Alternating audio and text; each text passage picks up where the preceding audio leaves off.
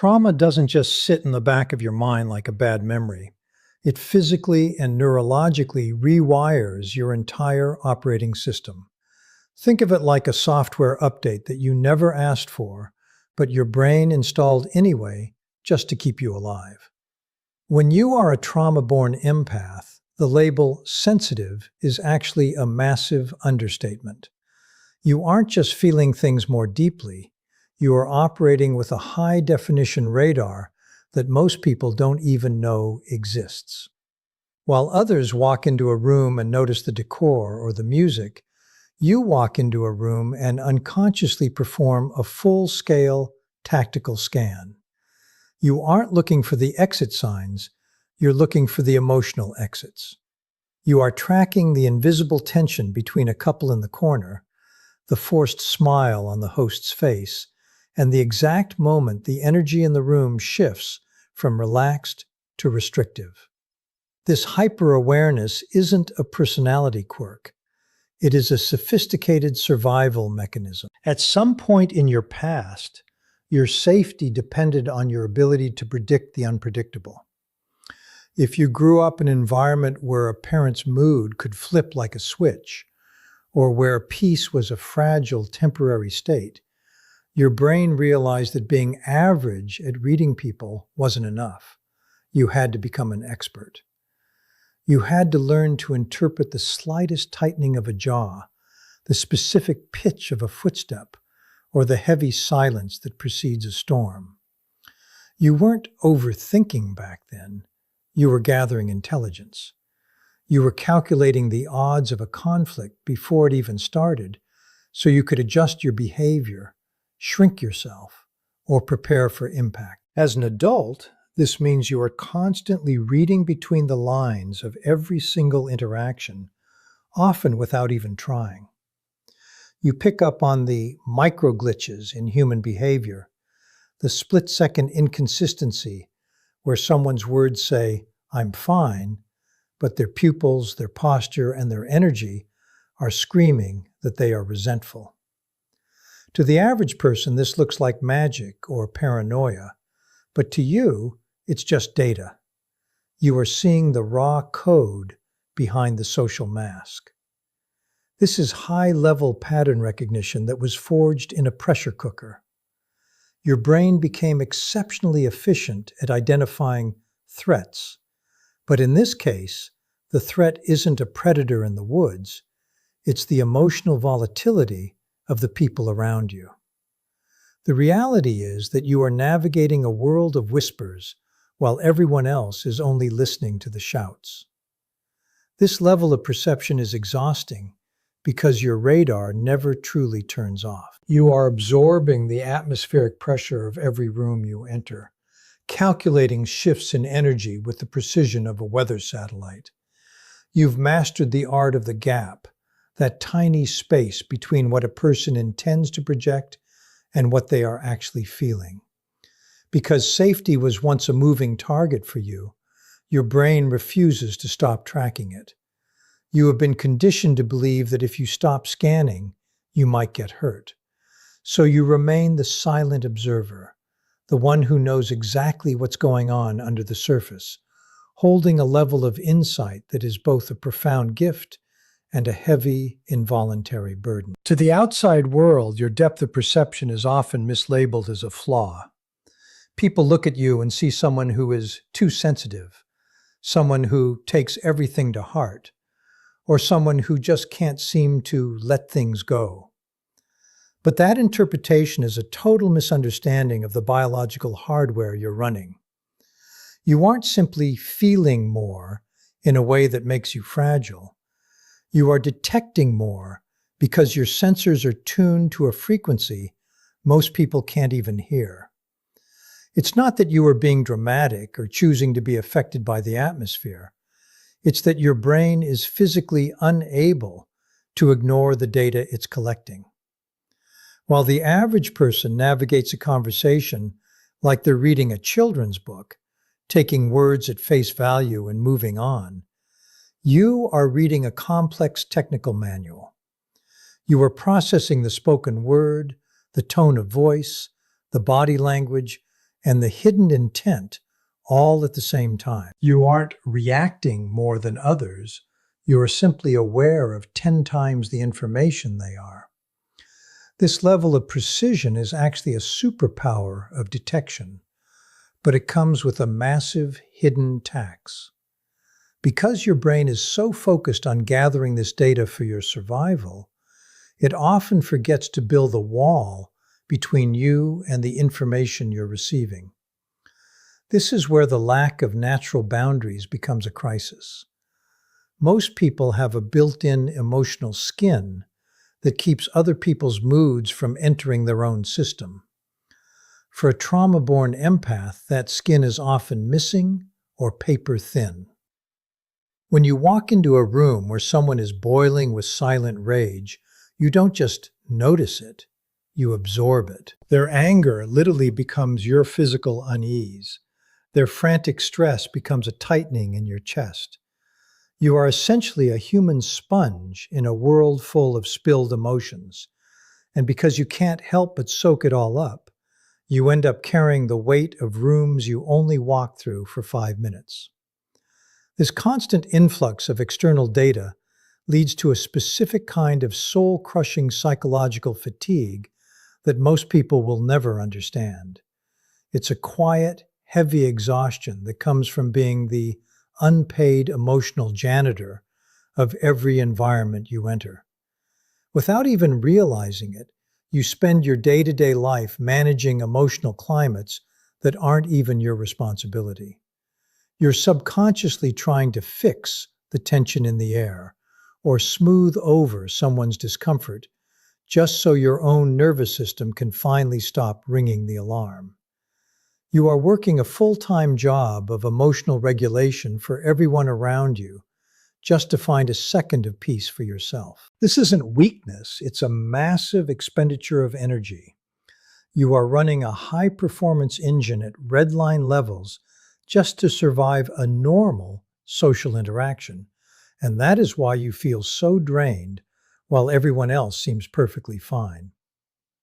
The tragedy of this misunderstanding is that you might have started to believe the lie that your awareness makes you broken. You might feel like you're too much for people to handle, or that you're just not built for the world. But the reality is that you are operating with a level of insight that is incredibly rare. The problem isn't your detection system. The problem is the sheer volume of noise you're forced to process without a filter. You aren't failing at being a person. You are succeeding at a level of awareness that would paralyze most people. Understanding that your sensitivity is actually a high-definition detection tool is the first step toward reclaiming your energy. You have to realize that just because you can feel everything doesn't mean you're responsible for managing everything. Your exhaustion isn't a sign of a weak character. It's a sign of a powerful system that hasn't been taught how to turn its sensors off. The secret to flipping the script on your life, moving from being a victim of your sensitivity to a master of it, lies in a single powerful shift, moving from absorption to observation. For most of your life, you have lived like a sponge. You walk into a room and you soak up every drop of tension, every hidden resentment, and every ounce of anxiety lingering in the air. You don't just notice these things, you take them into your body until you are heavy, saturated, and dripping with everyone else's emotional baggage. But the power of discernment begins the moment you decide to stop being the sponge and start being the witness. Instead of letting the energy enter your system, you learn to keep it at arm's length. You observe the anger in the room like a scientist watching a chemical reaction through a glass pane. You see it, you recognize it, and you analyze it, but you don't let it touch your skin. This is how you transform a painful burden into a precision tool. Suddenly, your ability to read people isn't something that drains you. It's a high-level intelligence that allows you to navigate life with a clarity that most people will never possess. This shift in perspective finally explains the deep, almost desperate craving you have for solitude. For years, you might have felt guilty about wanting to be alone, or perhaps people labeled you as antisocial or reclusive. But you need to understand that for a trauma-born empath, solitude has nothing to do with hating people. It is about the absolute necessity of silence. When you are alone, your nervous system finally gets to clock out. It's the only time your radar isn't being bombarded by thousands of data points from the people around you. In the quiet, you aren't required to process, interpret, or emotionally manage anyone else's reality. Solitude is the charging station for your soul. It's the only environment where you can actually hear your own voice, distinguish your own feelings from the noise of the world, and let your nervous system come down from its constant state of high alert. You aren't closing yourself off from the world because you're cold. You're closing yourself off from chaos to protect your sanity. Think of your energy like a limited currency. Every time you're around people, you are spending that currency on processing their hidden layers. By the time you get home, you're bankrupted. Choosing to be selective with your time and your circle isn't a sign of weakness, it's high-level discernment. You've reached a point where you realize that not all connection is created equal. You have zero interest in the surface-level noise of small talk, fake smiles, and social performances because your brain is wired to see right through them. To you, those interactions feel like eating empty calories. They provide no nourishment and only leave you feeling more tired. This is why your standards for connection have become so high. You don't want polite conversations. You want depth, or you want nothing at all. You want interactions that are honest, raw, and real. Connections where you don't have to filter your perceptions or manage the other person's ego. If a relationship doesn't offer that level of substance, you would genuinely rather be alone, and that is perfectly okay. Once you stop apologizing for your need for space and your distaste for the superficial, you start to see that your exclusivity is actually your greatest protection. You are no longer a wide-open door for every passing emotional storm. You are a gatekeeper. By choosing depth over noise, you are finally honoring the complexity of your own mind and giving yourself the peace you were denied for so long. The friction you feel in your relationships isn't a sign that you are broken. It's the result of a fundamental relational mismatch. Most people move through life on the surface, wearing social masks and relying on a script of superficial politeness to get by. They are comfortable in the shallow end. But you, by the very nature of your trauma-born perception, operate at the bottom of the ocean. You don't just hear their words, you feel their hesitations. You see the flicker of insecurity in their eyes, and you sense the gap between who they are pretending to be and who they actually are. This creates a massive problem in standard social settings. Your presence alone acts like a high-powered spotlight. Whether you say anything or not, people instinctively feel that you can see through their defenses. This creates a silent, heavy psychological pressure. They realize their mask doesn't work on you. And for many people, that is absolutely terrifying. Because most people aren't ready to be truly seen, they react to your depth by trying to make it a you problem.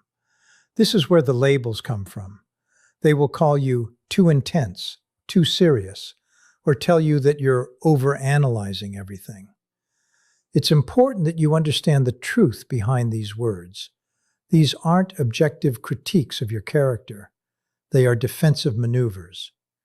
When someone calls you too intense, what they are really saying is, I don't have the internal tools to handle the level of honesty you bring to the table. When they say you're overanalyzing, they mean, I am uncomfortable that you noticed something I was trying to hide. They aren't criticizing your flaws. They are highlighting their own limitations. They are essentially asking you to dim your light so their own lack of self-awareness doesn't feel so obvious.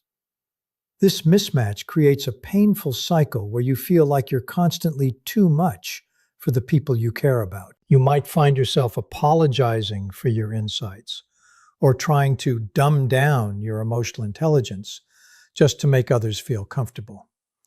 But you have to realize that you are essentially trying to fit a high-definition signal into an old black and white television set. The picture is going to be distorted, not because the signal is bad, but because the receiver doesn't have the bandwidth to process it. You aren't too much. You are simply operating on a frequency that requires a high level of emotional maturity, honesty, and stability to sustain. Not everyone has done the work to build that kind of capacity. Most people are actually terrified of the very depth that you consider your baseline. Instead of leaning into the connection, many people will subtly retreat or pull away because being around you requires them to confront parts of themselves they aren't ready to face. It's easier for them to label you as difficult than it is for them to be vulnerable. You have to stop viewing their withdrawal as a personal rejection and start seeing it as a lack of alignment. Depth requires capacity. If someone doesn't have the emotional lung capacity to dive deep with you, they will keep floating back to the surface. That isn't your fault, and it isn't something you can fix by shrinking yourself. Once you accept that your depth is a standard rather than a burden, you stop chasing people who are only equipped for the shallow end. You realize that you don't need to be less. You just need to find the people who aren't afraid of the view from the bottom of the ocean. The single greatest threat to your well-being isn't the toxic person in your life or the chaotic world outside. It is the silent, gradual process of self-abandonment. Because your brain was wired in the trenches of trauma, you have developed a nearly supernatural ability to understand the why behind everyone's behavior. You can see the wounded child inside the aggressive boss. You can trace your partner's coldness back to their own distant parents. But here is the trap. Your high-level intelligence has become a weapon used against yourself. You have fallen into the habit of using your insight to build bridges for people who are busy burning yours down. Because you can explain their bad behavior, you mistakenly feel like you have to excuse it. You spent years rationalizing the inexcusable, telling yourself that if you just understand them well enough, you can tolerate the pain they cause. You need to hear this clearly. Understanding someone's why does not give them a free pass to disrespect your what. Just because you know they are hurting doesn't mean you have to be their punching bag. This cycle continues because you have been conditioned to believe that maintaining harmony is the ultimate goal. You think that by keeping the peace, you are being the bigger person, the kind soul, or the healer. But if that peace requires you to swallow your own voice, ignore your gut, and endure emotional mistreatment, it isn't peace. It's a hostage situation. When you prioritize an external environment's stability over your own internal safety, you aren't being kind. You are committing an act of self-betrayal. You are effectively telling your own nervous system that everyone else's comfort is more important than your survival. This is how you lose yourself. You become so busy managing their needs, anticipating their moods, and softening the world for them that you become a ghost in your own life. The real shift, the moment you take your power back, happens when you change the fundamental question you ask yourself.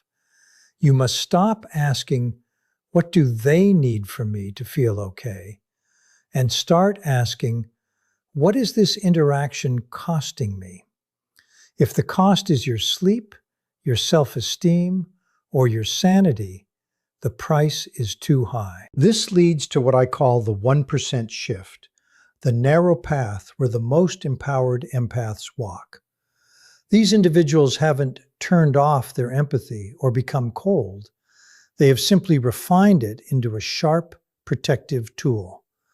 They've realized that empathy without boundaries is actually self-destruction. To join this 1%, you have to stop being accountable for the emotional maturity of grown adults. It is not your job to be a prosthetic nervous system for people who refuse to heal themselves. You must learn the art of caring without carrying. You can feel for someone, you can wish them well, and you can even understand their pain, all while standing firmly behind a boundary that says, you cannot bring that chaos in here. This isn't about building a wall to keep the world out. It's about building a floor so you have somewhere solid to stand. Ultimately, the goal of your healing journey was never to become less sensitive or to disconnect from humanity. The goal was to reconnect with yourself so deeply that you no longer require self-sacrifice to maintain a connection with others. You spent a lifetime being a master of everyone else's internal world. It is time to become the master of your own. When you finally turn that powerful, high-definition radar inward, you start to notice your own hunger, your own exhaustion, and your own forgotten dreams. You begin to realize that the most important person in the room, the one who actually needs your empathy, your protection, and your fierce loyalty, is you. Empathy is a devastating burden when it's directed only outward, but it becomes a genuine superpower the moment you decide that you are finally worthy of your own compassion. Your new standard is simple. If a connection requires you to abandon yourself, it isn't a connection. It's a trade, and you are no longer interested in the deal. The journey of a trauma-born empath is often one of returning to a home you never knew you had, yourself. You spent the first half of your life mastering the art of survival by becoming an expert on everyone else. You learned to read the air, the eyes, and the energy of every room just to stay safe. But the second half of your life is about something much more powerful. It's about mastery. It's about taking that incredible high-definition perception and using it to build a life of absolute clarity. You are not a victim of your depth, and you are not too much for this world. You are simply a rare breed of human who sees the truth behind the mask. And once you stop apologizing for that, the world starts to move at your pace, not theirs. You have to realize that your peace is non-negotiable. You've already paid the price of admission through the fires of your past. You don't need to keep paying for it by sacrificing your energy to people who don't have the capacity to value it. The goal isn't to change who you are, it's to change where you stand. When you stand in your own power, with your boundaries locked and your vision clear, your empathy stops being a leak that drains you and starts being a compass that guides you. You are the architect of your emotional space, and you have every right to decide who is worthy of your depth and who only gets the surface.